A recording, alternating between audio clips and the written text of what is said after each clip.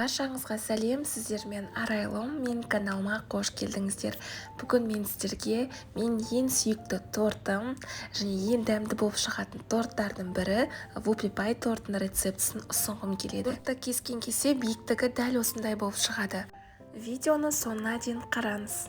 Ең алдымен қамырын жасайтын боламыз. Қамырын жасауға бізге керекті ингредиенттер шоколад, какао, сонымен қатар разрыхитель, яғни қопсытқыш, және сары май, ұн қажет болады, қант және соңғы 4 жұмыртқа қажет болады.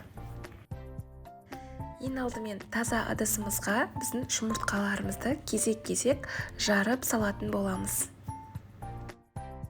Оның үстіне қантымызды саламыз. Екеуін жақсылап миксерлейміз. Жұмыртқаның массасы көтерілу керек. Шоколад пен сары майымызды ерітетін боламыз.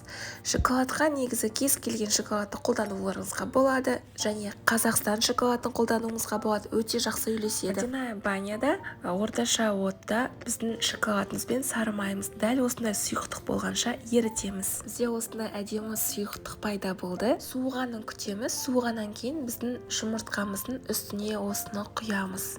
Енді сұйықтығымызға разрыхитель қосамыз, какао қосамыз.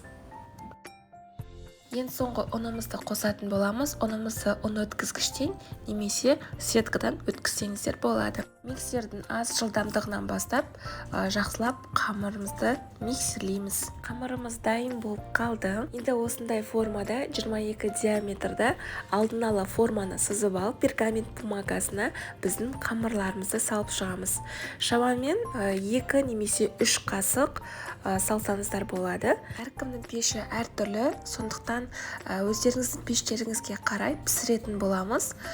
Бірақ қатты күйіп кетпеу керек. Кішкене жұмсарса және қоңыр түске айналса, сол кезде ала берсеңіздер болады. Енді Whoopie Pie'дің біз кремін жасайтын боламыз. Ол үшін бізде 33% сливкимізді алдын ала осылай жақсылап миксерлеп аламыз, қою сұйықтыққа айналғанша.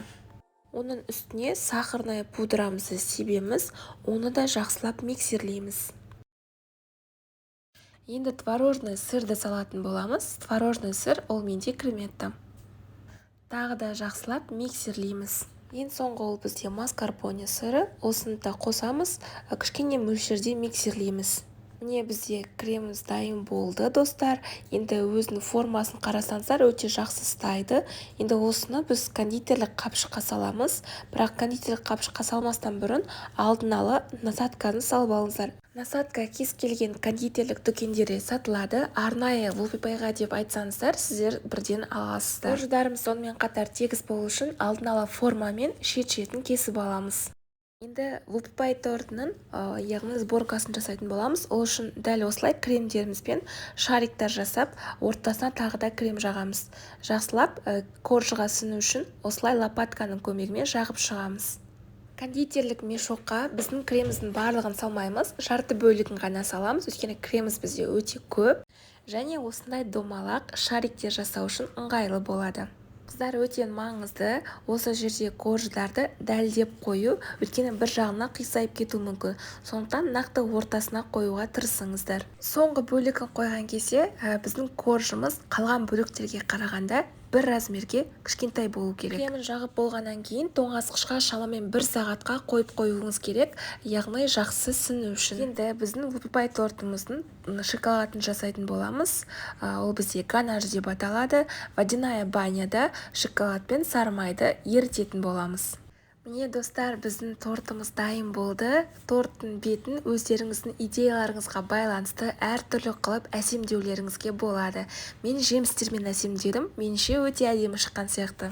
Алдағы уақытта, достар, дәл осындай видеоларды күтетін болсаңыздар, менің каналыма жазылып, қоңыраушаны басуды ұмытпаңыздар. Сіздермен болған Арайлым. Торт ұнаса, пікірлеріңізді қалдырыңыздар. Достар, менің каналыма жазылғаннан кейін қоңыраушаны басып, все дегенді таңдаңыздар. Сол кезде үзбей барлық видеоларымды көресіздер. Плейлист бөлімде кез келген тағамдарды таба аласыздар.